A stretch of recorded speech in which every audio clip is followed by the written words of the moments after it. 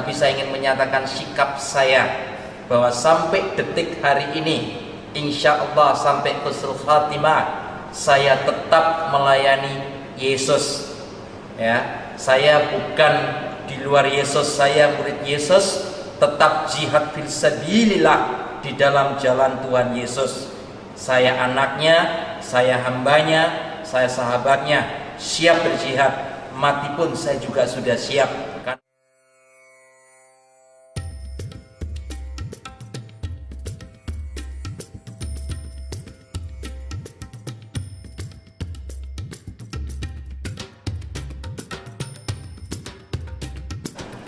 Tapi perlu diketahui, mulai tahun 2004 hingga sampai tahun 2017, saya Ali Madrus bersama istri sama 5 anak saya tidak pernah meninggalkan Tuhan Yesus.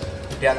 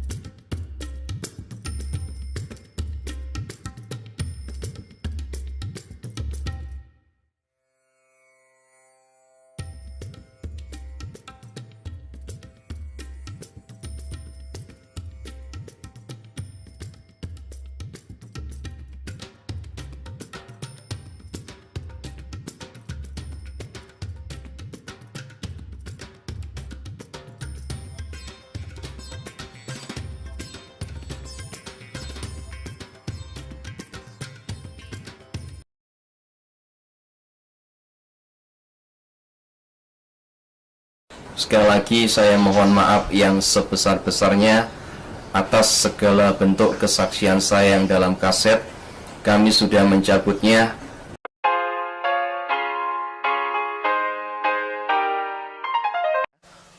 Di sini kita akan memahami apa yang disebut Isa. Ya. Isa ini bukan nama.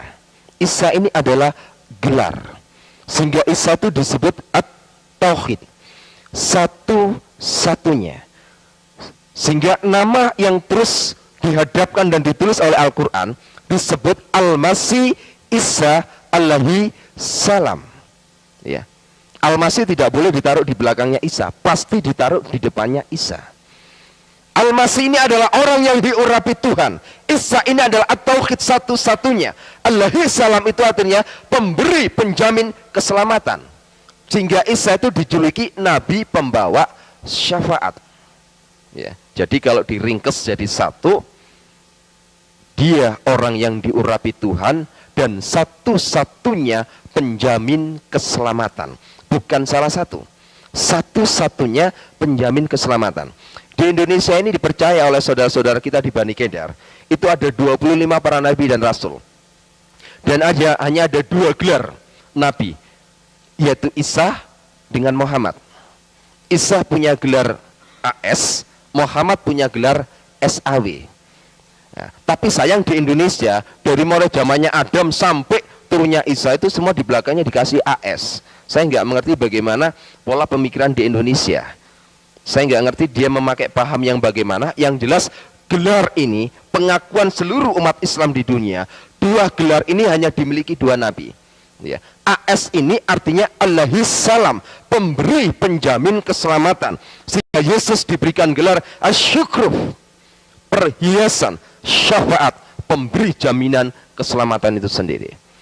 Muhammad itu diberikan gelar SAW, Sallallahu Alaihi Wasallam, artinya adalah peminta jaminan keselamatan. Ini perbedaannya. Sehingga Muhammad diberikan gelar Nabi pembawa sholawat. Yang satu Nabi pembawa syafaat, yang satu Nabi pembawa sholawat. Ya.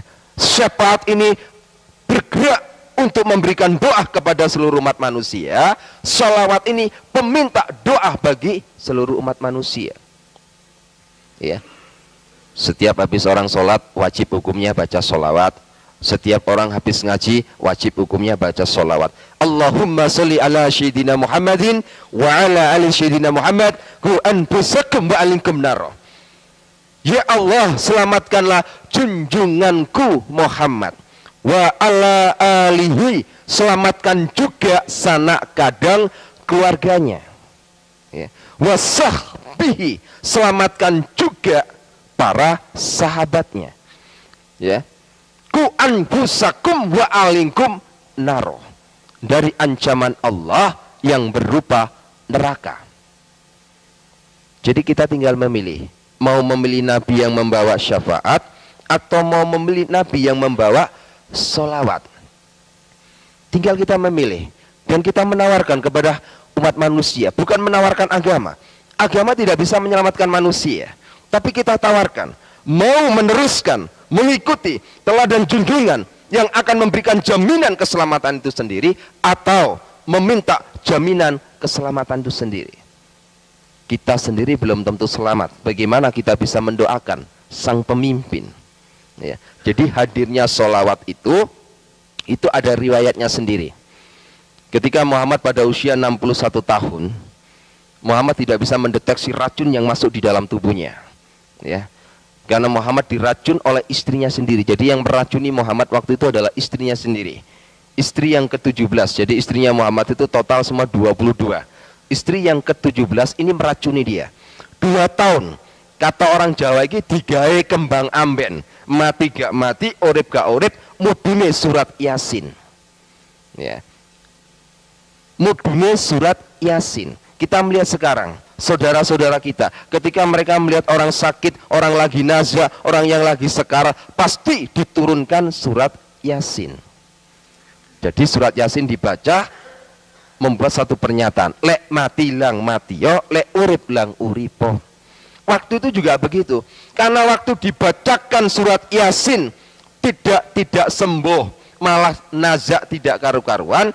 Akhirnya Muhammad mengumpulkan seluruh keluarga dan para sahabatnya untuk memberikan doa keselamatan supaya segera hari itu juga nyawanya dicabut.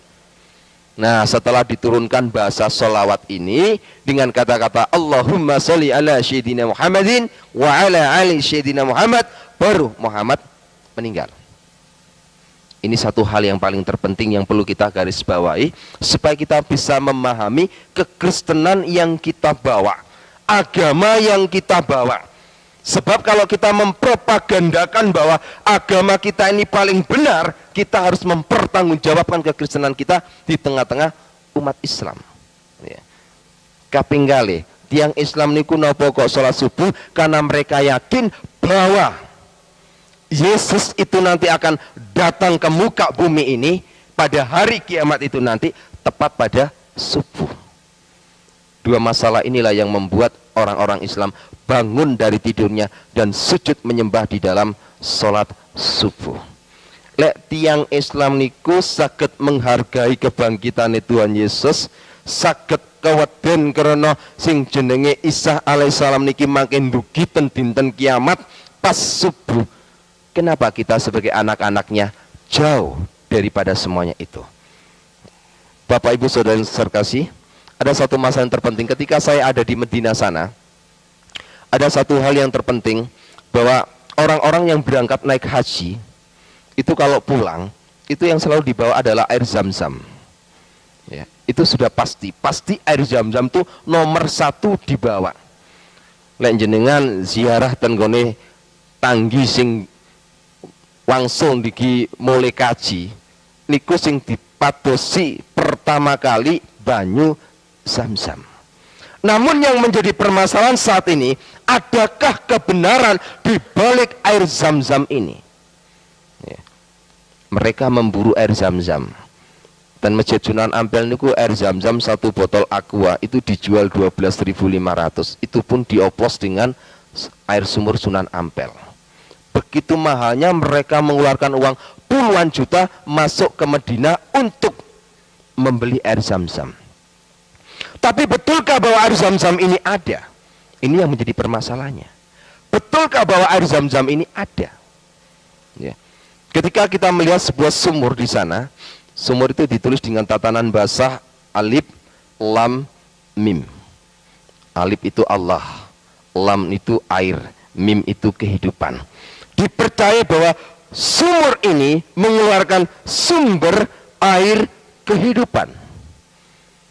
Menungso niku sing dinteni niku banyu. Banyu niku wonten lambange tenggone Gusti Yesus. Orang Buddha itu yang dinantikan juga Yesus. Tanya ke orang Buddha. Di dalam kitab Veda 268, di sana dikatakan bahwa seluruh umat Buddha menantikan Buddha terakhir. Saudara kita Bani Kedar juga menantikan Yesus. Di dalam surat As-Sukrub 61 jelas di sana dikatakan, wa innahu la ilmu sya'ati fala tamtaruna wattabi'uni hadza siratal mustaqim. Sesungguhnya Isa hakiman adilah, dia akan menjadi hakim yang adil. Ya, itu ada dalam surat As-Sukrub 61. Menjadi hakim yang adil. Fala tamtaruna wattabi'uni hadza siratal mustaqim. Apa kata Isa di sana? Ikut aku. Aku ini jalan yang lurus. Jadi Al-Quran sudah memberikan gambaran bahwa Al-Quran memerintahkan kepada seluruh umat manusia untuk ikut Isa. Belum pernah ada satupun ayat yang mengatakan bahwa Muhammad ngomong ikutlah aku ini jalan yang lurus. Itu belum pernah ada. Tapi hanya ada satu kata, ikut aku, kata Isa, sebab aku ini jalan yang lurus. Ya. Seringkali saudara kita dalam sholat wajib, seringkali dia yang membacakan pasti surat Fatihah. Dalam ayat yang ke-6 seringkali dibaca dengan kata-kata ihdinas siratal mustaqim. Ya Allah, tunjukkan aku jalan yang lurus. Bagaimana cara kita bisa menginjil? Kita bawa Alkitab. Ini baca Yohanes, Tuhan Yesus ngomong aku jalan kebenaran dan kehidupan. Tidak masuk. Dia akan tertawa, propaganda katanya. Al-Quran bertanya, Al-Quran juga harus memberikan jawaban. Karena kenapa? 75% Al-Quran, seluruh yang ada dalam Al-Quran, 75% sumbernya diambil dari Alkitab. Seluruh yang ditulis di dalam Al-Quran tentang Yesus, tidak ada satupun kesalahan. Tidak ada satupun. Jadi jangan kira Al-Quran itu sebenarnya hanya terjadi kesalahpahaman. Contoh kecil, kalau kita melihat acara Idul Adha, menurut Islam yang disembelih itu adalah Ismail. Menurut orang Kristen yang disembelih ada Iska. Kalau saya sudah lagi bicara bau masakan gini, perut saya keroncongan malian. Ya. Ya. Tapi benarkah ini? Coba tanyakan ke saudara-saudara kita di Bani Kedar. Ya. Saudara kita di Bani Kedar tuh kalau lagi bicara, itu pasti yang ditanya hanya satu, endi dalile. Nah, bapak-bapak itu juga tanya begitu. Endi dalile nang Al-Qur'an lek sing dibeleh iku Ismail. Dudukno dalile, dudukno ayate, dudukno kitabe. Tidak ada satupun ayat yang menyampaikan bahwa yang disembelih itu adalah Ismail. Nggak ada satupun ayat. Ya. Justru yang disembelih oleh Ibrahim menurut Al-Quran adalah Iska, walaupun nanti pada akhirnya diganti domba. Jadi Al-Quran tidak pernah ngomong Ismail. Di dalam kitab suci Al-Quran yang diomongkan, yang disembelih itu bukan Ismail. Ada banyak contoh kecil orang Islam tidak percaya kepada penyaliban. Bagaimana mungkin?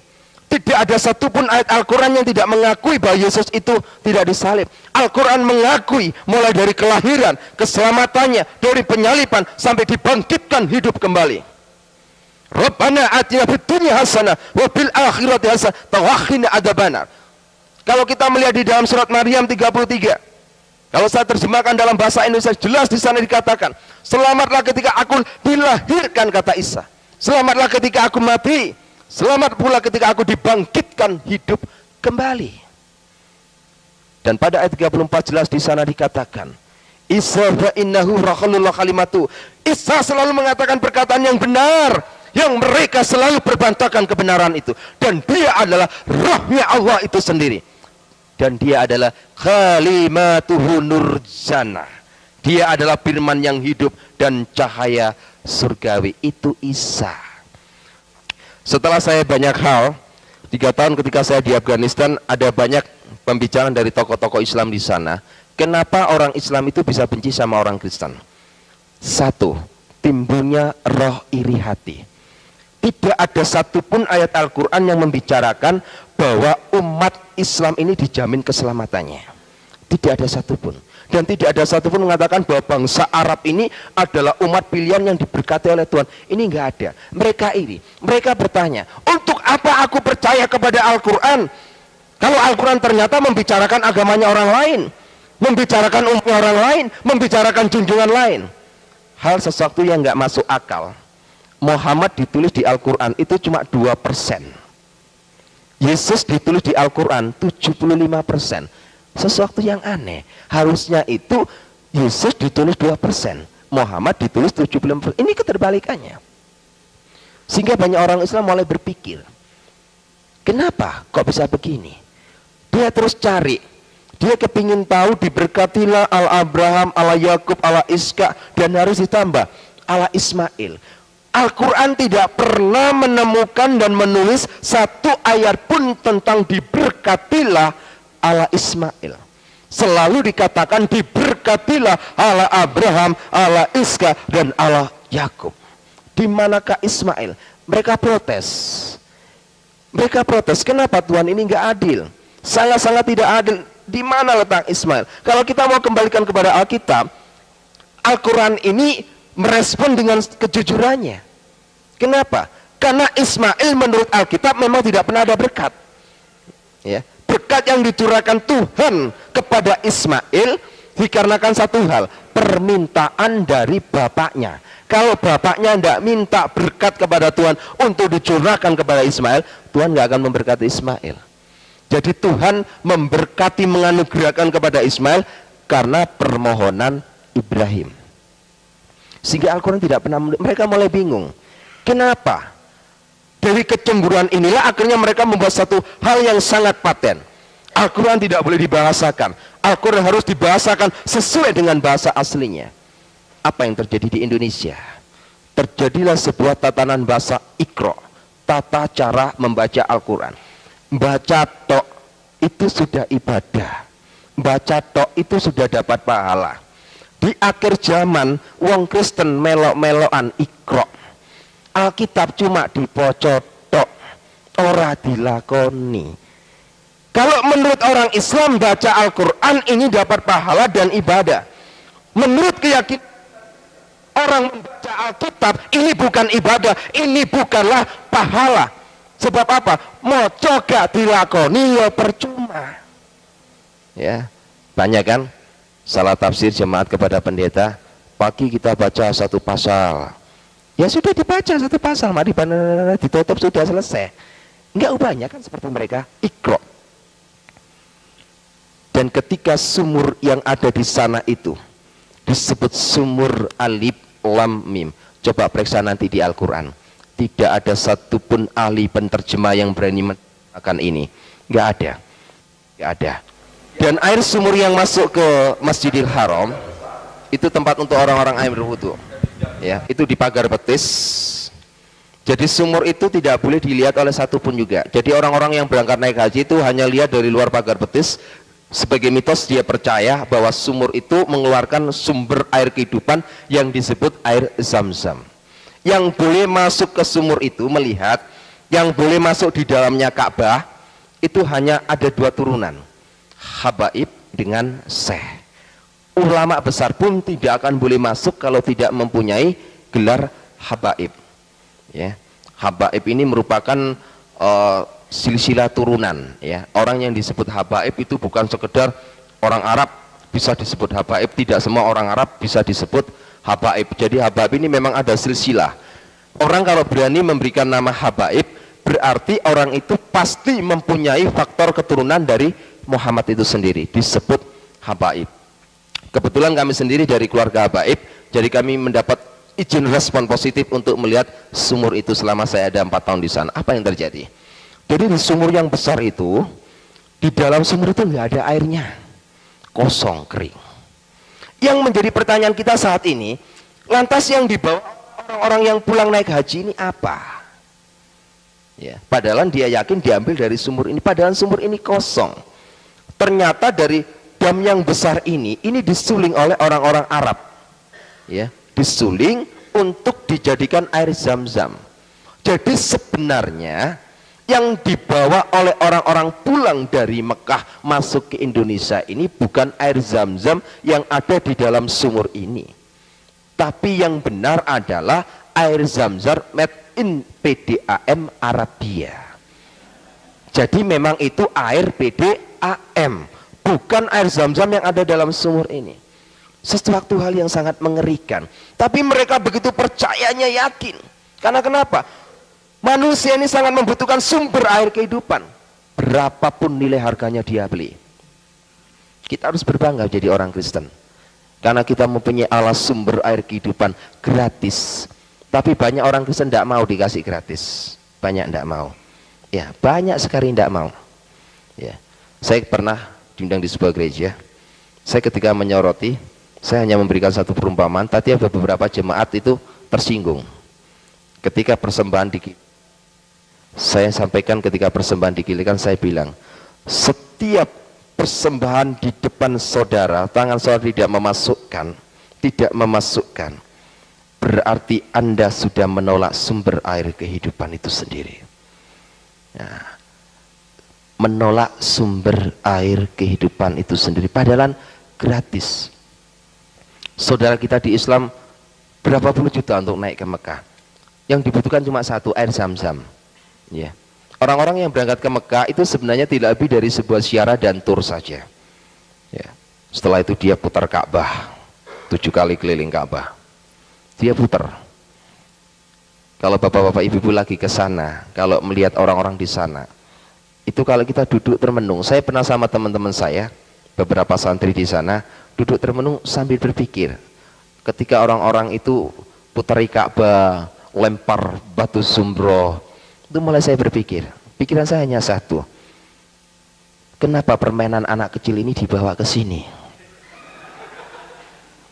Coba anak kecil itu kan sebenarnya muter-muter, habis muter keliling Ka'bah, 7 kali keliling, setiap orang mencium Hajar Aswad, rebutan ngambung Hajar Aswad itu rebutan. Hajar Aswad itu dihuni dari 8.888 zin, yang dikepalai satu jin yang namanya Huda Al-Fitri. Ngambung jin rebutan. Bojone gak tahu diambung, jin diambungin nang kono. Harus gak lumayan lah uang-uangnya. Ngambung jin itu loh rebutan. Nah ini kan mulai pikiran manusia ini perlu diperiksakan ke psikiater. Jin diambung rebutan. Loh betul, orang mencium Hajar Aswad itu tidak semua orang naik haji bisa. Rebutan itu Hajar Aswad ya. Habis mencium Hajar Aswad, berangkat beberapa kilo, ambil batu. Nah ini kan bulinannya arek cilik nih. Ambil batu, di situ ada batu besar. Di sini ada tembok sedikit pemisah, di sini ada batu kerikil, zumroh. Batu kecil dia batu gede. Kayak. Jadi dia melempari terus batu-batu itu dianggap. Jadi dia melempar, disebut pelemparan batu zumroh. Mulai hati saya bertanya, ketika orang-orang itu percaya bahwa setiap pagi batu zumroh kerikil itu ada di situ lagi, dan tanyalah orang itu pada juru kunci, apa jawabnya orang-orang di sana? Batu zumroh niki model swarga. Saya mulai berpikir, mosok Gusti Allah ku ngurusi kerikil tutuk swarga. Coba kita berpikir, swarga iki lho apa nggone kerikil? Mosok Gusti Allah iki gak duwe kerikil nang bumi, cek adohe ngedokno kerikil tutuk. Ini hal yang gak lazim. Padahal apa? Setiap hari itu dibuat lempar habis. Tapi setiap malam batu yang dilemparkan sana dibawa juru kunci lagi, dimasukkan sini lagi, ya, perputaran. Dan orang-orang yang naik haji ke sana itu saya mulai berpikir, kenapa ya mereka kok begitu ya? Sampai-sampai di sana itu banyak orang yang menghadap kepada makamnya Nabi Muhammad itu banyak. Ada yang minta pesugihan, ada yang minta supaya tokonya laris, ada yang minta proyeknya bisa berhasil, ada yang minta nomor togel. Banyak hal di sana. Iya, banyak hal. Sampai-sampai ada seorang, sebab masalah di sana itu banyak tengkulak-tengkulak pedagang-pedagang yang gaya menipu. Orang Indonesia ini kan mudah dibodohi. Kejelekannya orang Indonesia ini percaya pada mitos yang over berlebihan. Tasbih, orang Arab tuh nggak kenal sama tasbih. Di Masjidil Haram tuh nggak ada orang sholat pakai tasbih, itu nggak ada. Adanya di Asia Tenggara, khususnya Indonesia. Jadi tasbih itu diambil dari Indonesia, dibeli oleh orang-orang Arab, dari Arab dibeli lagi sama orang-orang Indonesia. Kan bingung nggak? Wong-wong ki bingung. Tasbih ini digawe puter-puteran. Tapi dia yakin, dia nggak peduli tasbih ini dari mana saja, asal tersentuh dengan tanah suci Mekah, dia yakin ada kekuatan di sana. Nah inilah satu hal mulai saya bertanya dalam hidup saya. Sumur ini saja sudah membohongi umat manusia. Tapi satu hal, ada rasa iba dan prihatin. Mengapa saudara-saudara kita ini yang saat ini membutuhkan air kehidupan, kita yang memegang air kehidupan, kenapa kita tidak memberikannya? Mereka saat ini haus. Ya, apa yang ditulis, yang diramal oleh kitab Nabi Amos, Tuhan katakan jelas di sana. Pada akhir zaman nanti itu Tuhan akan menurunkan kelaparan dan kehausan, tapi bukan kelaparan dan kehausan akan makanan minuman, tapi kelaparan dan kehausan akan firman Tuhan. Saat ini saudara kita di Bani Kedah itu lapar dan haus. Kitalah sebagai pemegang kunci. Jangan takut. Jangan takut. Orang Bani Kedah itu nggak perlu ditakuti, nggak usah takut. Waktu mati ya sudah mati, nggak masalah. Ya. Nggak usah takut kita jadi orang Kristen. Kita mati hari ini pun tidak masalah. Tuhan sudah sediakan rumah di surga. Asal ojo ninggali utang dhisik nang donya, ninggali utang payah, tagih nang akhirat nanti. Bapak Ibu Saudara yang terkasih, satu hal yang ada di Mekah sana tidak pernah merubah hidup saya untuk menjadi orang Kristen, tidak. Ya, saya memang mulai ada rasa kesyakan, tapi bukan berarti saya kepingin melirik agama Kristen untuk menjadi pilihan agama saya, tidak juga. Sebab di mata hati saya tetap menganggap bahwa Kristen itu adalah agama kafir, mentuhankan manusia, mentuhankan seorang nabi, Tuhan kok punya anak, berbagai banyak hal. Sehingga mulai saya menyelidiki, untuk melihat Yesus sebagai Tuhan tidak bisa melalui sekolah teologi. Saya nggak percaya, sangat-sangat nggak percaya kalau sekolah teologi bisa membuktikan bahwa Yesus itu Tuhan. Saya pun tidak percaya kalau sekolah teologi bisa membedah Allah Trinitas. Mulai zaman kecil saya sampai sekarang, perdebatan Allah Trinitas terus terjadi. Karena kenapa? Terlalu banyak teori. Kekristenan kita ini hanya ada satu, memiliki Roh Kristus. Kita punya talenta, punya karunia, apa saja kalau hati kita nggak ada Roh Kristus, itu namanya pembohong. Apapun yang kita perbuat, Roh Kudus akan bekerja. Ketika saya diundang oleh Ki Haji Mansuri di Pondok Pesantren Al-Fatah di Pasuruan pada tanggal 11 November waktu itu, pertemuan membahas Allah Trinitas. Banyak orang teologi mengatakan itu kayak matahari, kayak rokok, kayak apalagi banyak perumpamaan Allah Trinitas, semua difatalkan. Saya hanya katakan subhanallah, Allah Trinitas adalah Allah Trinitas, tidak bisa disamakan dengan satupun. Allah yang saya sembah adalah Allah yang esa. Allah yang saya sembah, Allah yang tidak bisa dilihat.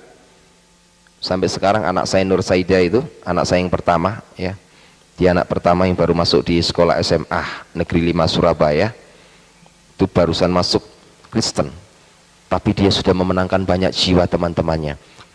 Dia sudah dibentuk menjadi laskar yang begitu kokoh.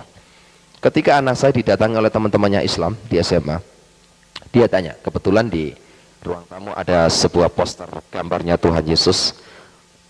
Anak-anak saya ditanya oleh teman-temannya,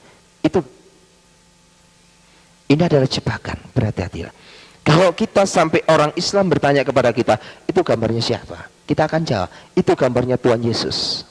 Jangan salahkan kalau orang Islam ngomong bahwa kita ini orang kafir. Ya. Berhati-hatilah, itu gambarnya Tuhan Yesus. Loh, Tuhan kok bisa digambar? Kan logis ya, sangat logika. Masa Tuhan bisa digambar? Jadi harus kita melihat satu ruang lingkup di mana kita berbicara. Kalau kepada saudara kita di Bani Kedar, jangan sekali-kali bilang itu adalah gambar Tuhan Yesus. Tapi sampaikan, berdasarkan dalam surat Al-Anas ayat 2 dan 3, dia adalah Malikinas. Yesus iku rojoni menungso. Dia adalah Ilahinas. Ilahi menungso ilahi. Yesus adalah ilahi manusia, dia adalah manusia ilahi. Yang digambar, yang dilukis ini adalah manusia adanya. Tapi dia adalah ilahi itu sendiri. Disebut Ilahinas. Ilahi manusia, manusia ilahi. Orang Islam gak akan bisa jawab. Tapi kalau kita tetap ngotot iki gambari Tuhan, dia tetap akan memprotes kita. Wong Tuhan kok iso digambar? Lah lek Tuhan iku digambar, wong Kristen iku kafir. Masa bisa Tuhan digambar? Tuhan itu sesuatu sinar, cahaya yang gak mampu ditelaah oleh mata manusia. Bagaimana mungkin bisa digambar? Jadi yang digambar ini adalah Ilahinas. Dia adalah Isa innahu. Dia adalah Rahalullah itu sendiri. Dan dia adalah Khalimatuhu. Dia adalah firman yang hidup. Ini satu hal yang menjadikan satu perbendaharaan hidup saya. Ketika saya habis dari Medina di Afghanistan, saya keluar, saya dipersiapkan untuk menjadi laskar jihad. Ya. Sebelum saya menjadi laskar jihad, saya benar-benar dibentuk. Waktu itu ada di Ambon, ya, saya bersama Ustadz Japar waktu itu. Karena laskar jihad ini merupakan sebuah laskar yang memang dipersiapkan betul untuk menghadapi kelompok-kelompok orang-orang Kristen. Terus lahirlah EPI itu sendiri. Pada saat itu Jawa Timur masih kosong, masih belum ada gerakan orang EPI sama sekali. Belum ada orang gerakan EPI sama sekali, sehingga Habib Rizki waktu itu memanggil saya. Saya disampaikan bahwa seluruh dewan pengurus yang ada di EPI meminta saya untuk memimpin menjabat EPI di Jawa Timur. Karena tugas EPI harus dicerahkan kepada orang yang punya gelar habaib. Kalau nggak ada embel-embelnya habaib, tidak boleh. Akhirnya saya pimpin. Karena pemimpin EPI harus mempunyai banyak kriteria. Salah satunya tidak pernah kenal kompromi. Tidak pernah kenal kompromi sama sekali. Bengis, licik, picik. Itu sudah saya program. Pada tanggal 10 Januari pada tahun 2004 ketika saya diangkat menjadi ketua EPI di Jawa Timur ini, saya sudah persiapkan begitu detailnya. Tugas saya hanya satu, hancurkan kelompok kristenisasi di Indonesia. Dan saya akan hadapi setiap gerakan-gerakan orang-orang Kristen di Indonesia. Siapapun juga dia, saya akan hadapi. Dan rencana jahat saya ini sudah mulai saya timbulkan program untuk membuat satu kekacauan, untuk membuat satu pengeboman, untuk membuat satu ini dan itu. Saya meminta data pada kasus tahun 96 di Surabaya, saya sudah berikan data lengkap. Dan saya sudah punya nama daftar nama-nama gereja yang sudah saya persiapkan untuk saya sikat habis. Saya sudah siapkan, rapatkan barisan, saya siap kontak di Sukun. Kebetulan markas saya ada di Malang, di Sukun. Ya, 500 meter dari Sekolah Alkitab Nusantara. Itu markas besar saya sampai sekarang tetap berdiri teguh. Mereka setiap hari Kamis kumpul, selalu pakai jubah, pakai celana 3/4. Banyak itu dalam kepimpinan saya, sekarang dipimpin oleh Ustadz Kusnul. Ya. Satu kepimpinan saya persiapkan. Tapi apa yang terjadi? 2004 adalah tahun persiapan saya untuk menghancurkan orang-orang Kristen. Saya nggak mengerti mengapa saya benci kepada orang Kristen. Saya tidak mengerti. Hanya saya ditanamkan oleh guru saya bahwa orang Kristen itu kafir. Walan tardu angkal Yahudi wala Nasara hatta tatabi'a millatam. Wong Yahudi ku enggak ubah kalau babi. Wong Kristen itu enggak ubah seperti anjing. Dia adalah haram. Penanaman itu tertanam dalam hati saya. Sehingga saya katakan orang Kristen ini memang orang pembuat kerusuhan. Kebencian saya semakin mendalam. Saya persiapkan betul. Nah, kebetulan saya sendiri terlibat dalam Dewan Pengurus sebagai penasihat paguyuban paranormal. Nah, waktu itu Ki Joko Bodo sempat ngebel saya, Habib, boleh nggak saya meminta sesuatu untuk mendampingi saya untuk melacak golekan kencono bersama beberapa teman paranormal. Akhirnya saya iakan, ya. Memang saya secara pribadi mengenal dunia gaib itu bukan belajar dari turunan. Jadi saya usia 4 tahun itu saya sudah bisa melihat, oh di situ itu ada ini dan itu. Sehingga ketika Latifi membuka satu peran tim pemburu hantu, kami terlibat di dalamnya untuk menjadi tim pemburu hantu di sana, ya. Mungkin yang sering kali lihat Latifi tidak akan asing karena rambut saya waktu itu masih panjang, ya. Tapi sekarang seringkali di siaran tayang, di siaran tunda ulang terus itu terjadi di Latifi. Saya nggak tahu apa motivasinya, tapi saya biarkan aja. Saya merasa juga nggak dirugikan dalam hal itu.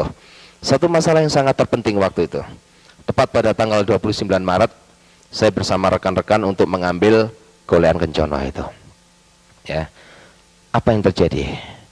Rata-rata orang yang bisa mengambil itu kan ada satu kekuatan yang disebut ilmu rogo sukmo, jadi melepaskan rogoh dari sukmanya ini, keluar, masuk ke alam lain. Pada tanggal 29 Maret itulah pertemuan saya pertama kali dengan Yesus. Saya ambil, terus saya lacak, saya baca segala bentuk cara. Saya nggak menemukan apa-apa. Di belakang saya ini ada yang pegang pundak saya. Assalamualaikum Mahrus. Suara itu sangat menggema. Dan saya yakin suara itu tidak pernah saya rasakan selama saya mengenal dunia jin, ya. Ketika tangan itu menyentuh pundak saya, ada sebuah power yang masuk.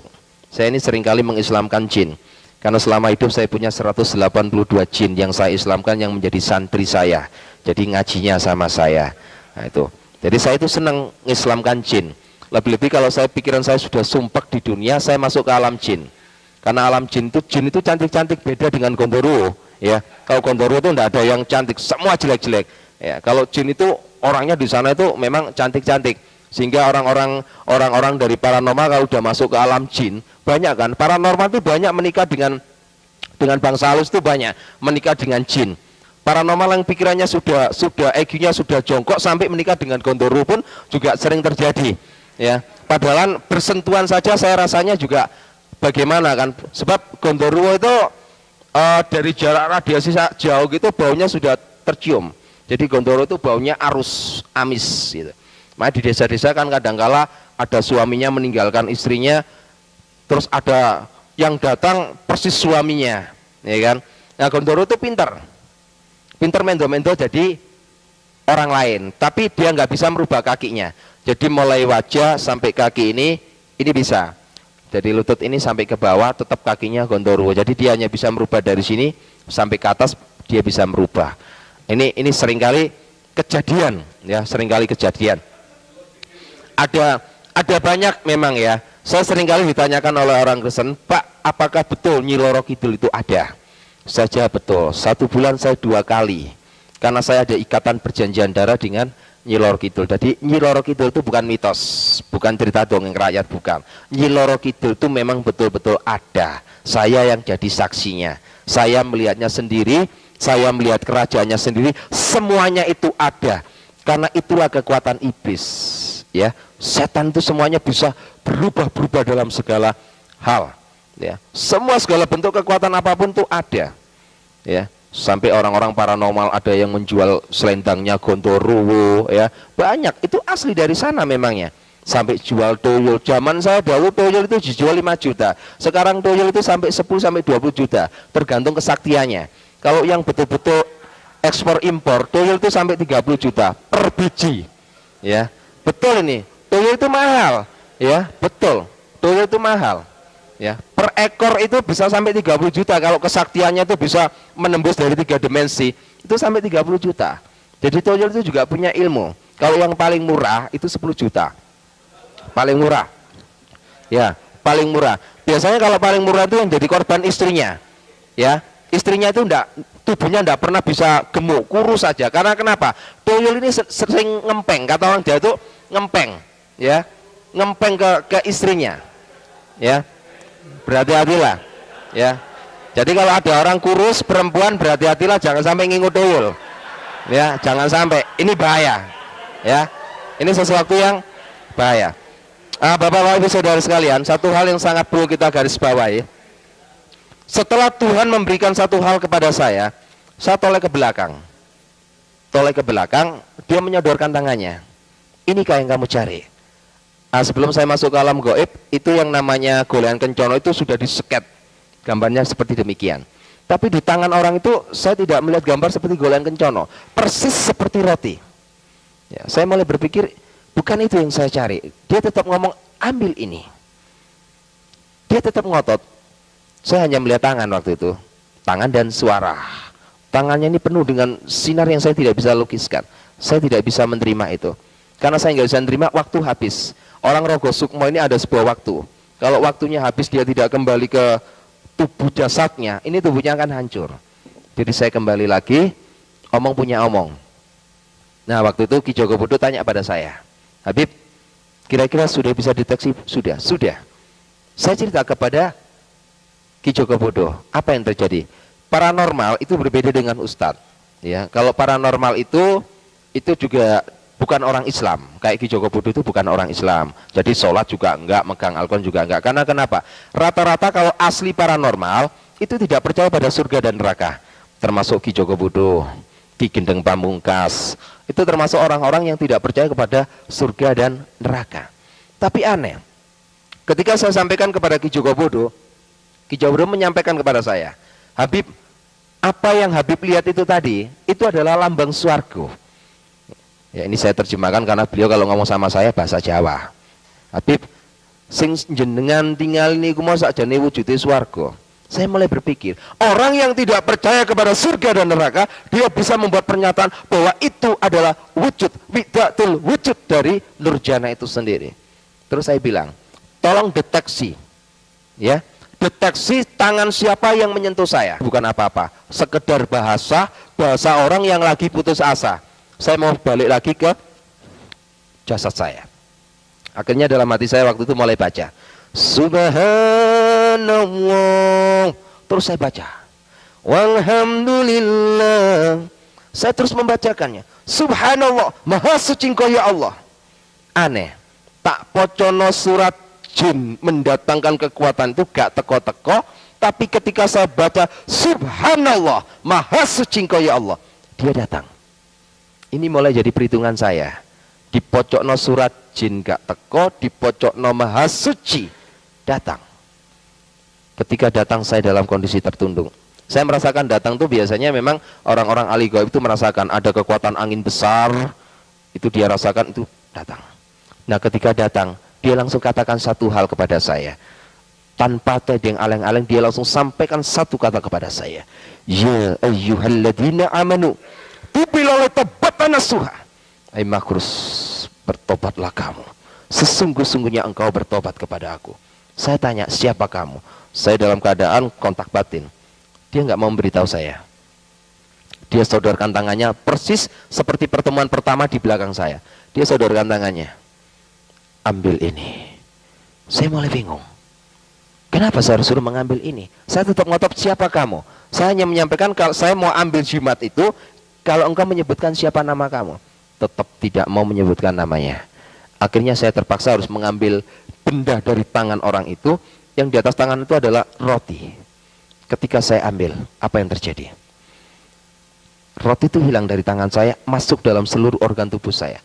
Ada hal yang sangat aneh, saya merasa 43 tahun saya pikul beban berat. Ketika saya ambil roti dari tangan itu, beban berat ini hilang. 43 tahun saya pikul beban itu, hari itu juga lepas begitu saja. Saya mulai merasakan begitu indahnya. Kalau saya boleh pinjam bahasanya orang Jawa, setelah saya ambil jimat itu, ada kekuatan yang luar biasa. Pikulan ini hilang, beban ini hilang. Saya merasakan ada sebuah kedamaian yang tidak pernah saya miliki selama hidup. Sebab kedamaian dan kebahagiaan selama 43 tahun itu adalah sebuah kedamaian yang hampa, semu, palsu. Tapi setelah saya menerima jimat itu, saya merasa ada satu kekuatan yang Masya Allah, luar biasa. Akhirnya saya tanya, siapa kamu? Baru dia katakan kepada saya. Dia katakan begitu indahnya dengan tegas seperti yang saya sampaikan tadi.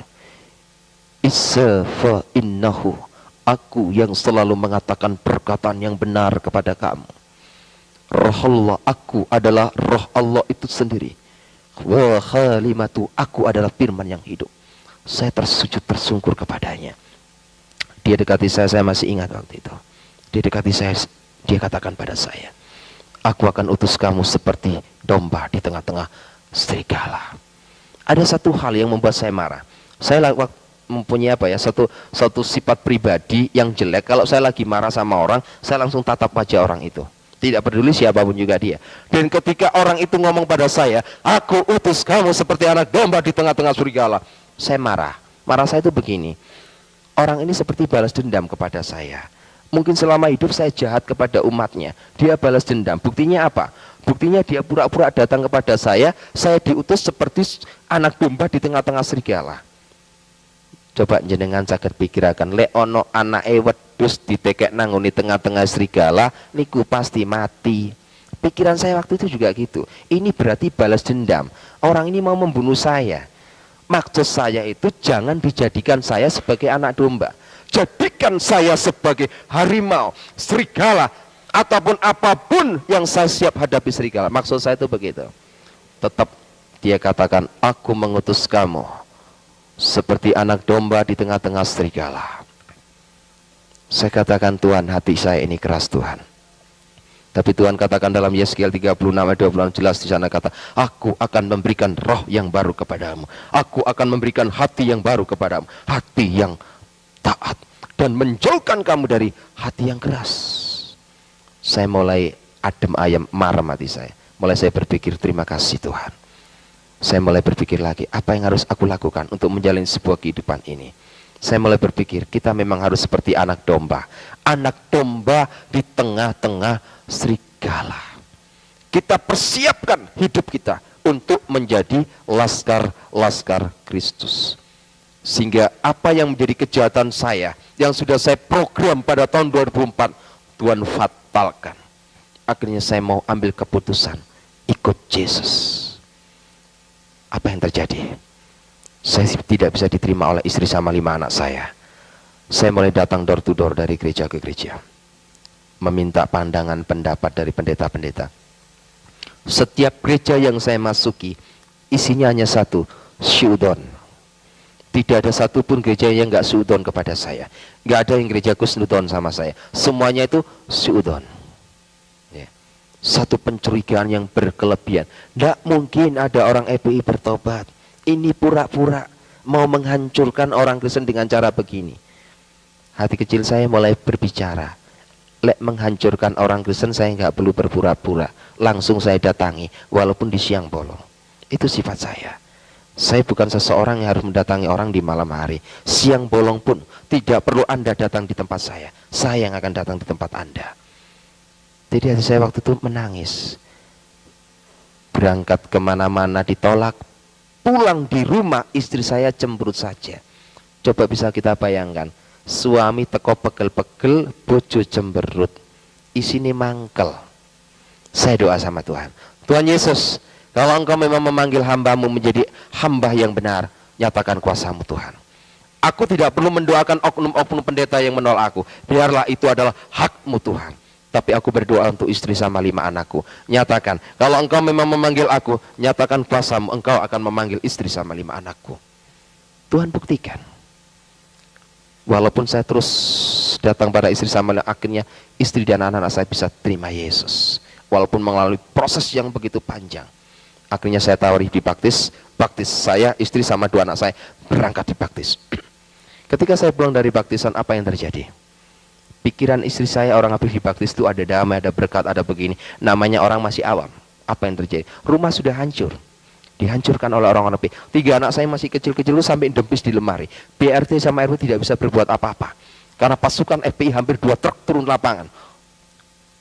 Rumah saya diobrak-abrik. Saya berlutut di hadapan Tuhan. Hampir 3 bulan saya mengalami peperangan. Setiap pagi saya harus kerja bakti. Sebab di depan rumah itu dibuang kotoran manusia. Setiap pagi saya bersama istri anak-anak saya kerja bakti. Terima kasih Tuhan. Akhirnya keluarga besar saya dari Bangkir memberikan 1 delden. Hari ini engkau keluar dari rumah itu tanpa membawa apa. Atau kamu kembali kepada habitatmu. Kalau tidak, out, keluar. Tepat jam 11 malam. Tidak ada negosiasi lagi. Saya bersama istri sama 5 anak saya keluar dari rumah Tanah Merah dengan sebuah tangisan. Tuhan, inikah jawabanmu? Saya nangis. Akhirnya saya dihadang oleh beberapa hamba Tuhan. Malam itu juga saya langsung ditaruh di sebuah rumah. Banyak hamba-hamba Tuhan menawarkan saya, Bapak berangkat dulu saja supaya lebih aman Pak. Ada yang sembunyi dulu Pak, lebih aman Pak. Saya berdoa pada Tuhan, Tuhan kemana engkau taruh aku Tuhan? Apa kata Tuhan? Kamu jangan kemana-mana Markus, tetap di Surabaya, sebab akulah Tuhanmu. Akulah Tuhanmu. Tidak sehelai rambut pun akan jatuh dari tubuhmu tidak aku kehendaki. Saya buktikan itu. Setelah saya pindah dari Tanah Merah ke Sitoyoso, saya jalani hidup bersama istri saya. Walaupun terus intimidasi, teror terus terjadi, tapi apa yang saya lakukan? Saya mulai berkembang, merapatkan barisan dengan salah satu organisasi, ya, bukan organisasi gereja ini, sebuah paguyuban. Saya buka satu pemuritan Islamologi di sana. Jaring jiwa, mulai dari Rungkut Mapan Tengah, saya buka di Wiyung, saya buka lagi di Margomulyo. Ya, yang terakhir ini saya buka di Margomulyo, sungguh luar biasa. Karena dari 57 karyawan yang ada di situ, tidak ada satupun orang Jawa, semua orang Madura. 3 orang bertobat, yang lainnya masih mau mendengar. Ini sudah rasa cukup. Saya lebarkan sayap sampai ke Jombang. Dan tugas saya sekarang melayani dia. Walaupun sekarang saya menghadapi intimidasi, tekanan apapun. Lantas bagaimana peran kita melihat kenyataan yang terjadi saat ini? Jangan takut. Awal pertama perjanjian baru dibuka dengan kata-kata jangan takut. Apapun yang dibuat oleh Amrosi Imam Samudra dibenarkan menurut hukum Alkitab. Karena apapun yang dibuat oleh Amrosi Imam Samudra, Abu Bakar Basir, dan semua orang-orangnya, ini sudah diramal. Kalau kita kembali pada Yohanes 16 ayat 2, jelas di sana dikatakan, kamu akan dikucilkan. Dan setiap orang yang membunuh kamu menganggap dirinya berbakti kepada Allahnya. Ngerampok, membunuh, ngebom, ini dianggap berbakti kepada Allahnya. Membunuh berteriak Allahu Akbar, ngebom tetap berteriak Allahu Akbar. Ini sudah ditulis dalam Yohanes 16 ayat 2. Tapi ada satu masalah Tuhan Yesus pesankan, ada domba dari kandang lain yang harus aku tuntun juga. Ini permasalahannya. Haruskah kita membenci? Tidak. Apapun yang mereka berbuat, tidak ada kebencian dalam hati kita. Ada domba dari kandang lain yang harus aku tuntun juga. Bahasa harus aku tuntun juga, ini sekarang diamanatkan kepada kita sebagai anak-anaknya. Untuk meneruskan kata-kata harus aku tuntun juga. Domba dari kandang lain, berarti di luar orang-orang Kristen. Itu bisa Buddha, itu bisa Hindu, bisa Konghucu, bisa juga orang-orang Islam sendiri. Ini adalah tugas kita, mengemban tugas amanat agung Tuhan Yesus Kristus. Yang jelas bagaimana saat ini kita bisa mengantisipasi situasi orang-orang FPI. Peran apa yang harus dia lakukan? Peran FPI hanya satu, mendirikan dan menegakkan syariat Islam di Indonesia ini. Sebab dianggapnya orang-orang NU sudah tidak punya kemampuan. Ya, di Indonesia ini mayoritas orang NU. Cuma orang NU ini tidak sempurna di dalam Islam. Ya, itu memang benar. Kenapa tidak sempurna? Karena orang NU ini menggabungkan antara Islam dan Jawa. Ya, Islam dan Jawa, tidak murni Al-Quran semuanya. Tapi kelompok Habib Rizki, Abu Bakar Basir, semua orang-orang ini memang memakai satu faham Al-Quran murni. Jadi menegakkan negara syariat Islam. Dengan hadirnya Laskar Jihad, ya, dengan hadirnya MI yang dipimpin oleh Abu Bakar Basir, dengan hadirnya FPI yang dipimpin oleh Habib Rizki, itu belum organisasi-organisasi lain yang terhitung, ya, yang terhitung pada tanggal 23 Desember tahun 2006 kemarin, ada sekitar 8 organisasi Islam di Indonesia merapatkan barisan, menyatukan misi dan visi mereka. Dan di antara organisasi ini tidak ada NU dan Muhammadiyah. Organisasi ini sudah merapatkan barisan. Sekarang tinggal kita. Kita sudah paham bagaimana peran mereka. Kita pun juga harus merapatkan barisan. Rapatkan barisan. Gempur dengan doa dan puasa. Siapkan laskar-laskar Kristus. Asal jangan takut. Ya, 2 hari ini saya kucing-kucingan. Keluar rumah kayak ada perasaan takut gini. Kucing-kucingan. Sampai istri saya, anak-anak saya menghadapi satu tekanan. Setiap saya keluar dari rumahnya saya katakan, ikhlaskan saya, kalau memang nyawa saya harus jadi taruhannya. Tidak peduli. Mati pun hari ini, asal jangan mati menjadi penjahat. Mati karena pikul salib. Martir untuk Tuhan, itu tidak menjadi masalah. Ada saat dan waktunya itu semua terjadi. Bapak Ibu Saudara sekalian, dari sinilah bagaimana kita bisa mengantisipasi situasi dan kondisi negara kita yang sudah terpuruk ini. Saat ini adalah tugas-tugas kita. Saya sangat prihatin akan gerakan gereja-gereja di Indonesia ini, yang secara jujur saya katakan perkembangannya sangat minus, ya. Sehingga ketika 2 SK Menteri diturunkan itu alhamdulillah, karena hadirnya 2 SK Menteri ini dapat membuat introspeksi oknum-oknum pendeta yang harus mereka tingkatkan dalam pola berpikir. Jangan bangun gereja kalau nggak punya jemaat. Bangun gereja kalau jemaat, tiwas terjadi fitnah. Fitnahnya apa? Antar pendeta menjelekan. Di Surabaya itu banyak gereja-gereja dibangun. Setiap pendeta berbicara, ayo kita berdoa bersama-sama, imani supaya malaikat Tuhan kursi-kursi yang kosong ini kita imani, supaya minggu depan kursi yang kosong bisa diisi. Bagaimana bisa diisi kalau dia nggak mau menginjil? Nggak bisa diisi. Jemaatnya orang lain masuk, putar aja kayak sirkulasi. Loh, katanya gereja Tuhan sudah mulai bangkit, ya. Banyak pendeta dari luar negeri menubuatkan, oh gerakan Kristus sudah mulai hadir di Indonesia. Bisa hadir kalau kita siap menerima, mengemban amanat agung Tuhan Yesus. Long gereja itu kayak perputaran, maaf kata, memang tidak ada. Maka tadi saya katakan gereja itu kayak diskotik sekarang. Saya rindu gereja itu dijadikan laboratorium, menggodok manusia-manusia yang hidup dalam dosa. Tapi enggak, gereja-gereja sekarang di Surabaya sudah jadi diskotik semuanya, hampir, ya. Kenapa saya katakan jadi diskotik? Coba lihat, saudara kita Bani Kedar, lihat. Katakanlah ada seorang wanita muslimat, lihat. Delon iki lho wedok Kristen, iku apa nang gereja apa nang diskotik? Ya. Pakai rok sekian. Kadang-kadang udolnya sampai ketok kayak wong penyanyi India. Ini satu pengalaman bagi saya. Ketika saya baru bertobat, saya duduk di sebelah seorang wanita, di sini ada beberapa hamba Tuhan. Nah, kebetulan waktu hening firman Tuhan dibacakan. Nah, kebetulan yang duduk ini banyak perempuannya. Tanpa saya sadari saya toleh ke sebelah saya. Saya punya mata ya, saya pasti noleh ke sebelah. Masya Allah. Jadi ketika dia duduk, ini roknya sampai sekian. Jadi dalam keadaan hening, saya keluar kata-kata, hening, gereja hening, satu suara dengar, Subhanallah, saya bilang. Jadi ketika noleh saya katakan, Subhanallah. Semua orang gereja dengar, mengarahkan kepada saya. Yang namanya Pak Nason di sebelah saya tanya, Pak ada apa Pak?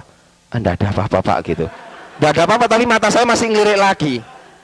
Nah inilah, saya katakan, banyak kaum Hawa sudah menjadikan gereja jadi diskotik. Tuhan tidak membutuhkan baju mahal, harga 10.000 pun tidak masalah. Yang penting sopan, ngadep pangeran, ngadep Gusti Allah, kudu sopan, tertib dan ada aturan. Enggak, sekarang ini waduh, pakai you can see, rambutnya disemir, wis elek disemir tambah elek pisan. Ya kan? Ya kan disorot sama orang-orang Islam ini, disorot. Karuane wong luar negeri penyanyi rong ganteng-ganteng, wong Indonesia akeh sing elek disemir, wis malah gak karu-karuan. Kita ini cobalah tampil beda boleh, tapi setidak-tidaknya lah bercermin. Oh kulitku ki kayak ngene ya gak usah disemir lah, ya kan? Kadang kala ada yang anting-antingan tindian, gelangan. Loh ini gereja, ini bukan diskotik. Saya pernah khotbah gitu, habis gitu seorang gembala ini menyampaikan kepada diaken-diakennya supaya tidak mengundang saya lagi. Karena kenapa? Iki lewat makhluk iki diundang nangin bawa balik jemaatku entek buyar. Mangan apa aku? Enggak apa-apa. Saya katakan hamba Tuhan harus belajar seperti Gideon. Enggak usah kakek jemaat. Ya, coba Gideon, 300 saya cukup siap bertempur. Banyak-banyak juga tidak ada hasilnya. Halal perpuluhan, tapi gak barokah dari orang Islam. Gak barokah. Barang halal belum tentu barokah loh. Banyak aja yang terima perpuluhan itu karena apa? Jumlahnya banyak. Gak barokah. Tiwas gegeran air rumah tangganya apa? Mangan barang sing gak barokah. Didik cuma barokah. Ya, ini hal yang Tuhan minta dalam kehidupan kita. Ya, ini saya mohon maaf kepada Bapak Pendeta maupun Bapak Gembala. Ini saya tidak nyinggung, ini kejadian di Surabaya memang terjadi seperti begitu. Jadi saya cerita apa adanya. Saya tidak nyelekan pendeta, tidak. Saya pengen menyampaikan, ya, kalau kita jadi pendeta, ya, jadilah pendeta Daud. Saya itu pengen begitu. Kalau pendeta Daud itu enak. sadar kita ini manusia nggak lepas dari kesalahan, kekurangan, tapi konsekuen, salah cepat ambil keputusan, cepat bertobat. Nah begitu. Tapi enggak, akhir zaman ini banyak pendeta kayak Saul, salah ngeyel, ya kan? Ini lambangnya. Karena kenapa? Kaken pendeta gak ditakbisno, gak diurapi Tuhan atas kemauan manusia. Makanya saya bilang, kalau mau ngangkat pendeta, tolong dipikir dulu, ya. Jangan seringkali mengangkat, kan sekarang ini banyak orang suka angkat-angkat pendeta, diangkat pendeta. Jangan, ngangkat pendeta itu harus melalui satu kriteria yang betul-betul disaring murni. Akhirnya kenapa? Ditakbiskan berdasarkan kemauan manusia. Hasilnya jadi pendeta Saul. Sekarang banyak. Pokoknya 1 pendeta Daud, 10 pendeta Saul di gereja itu.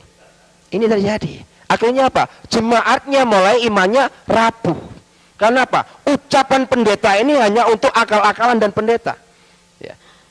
Ucapan kita ini berarti sabdo pandito ratu.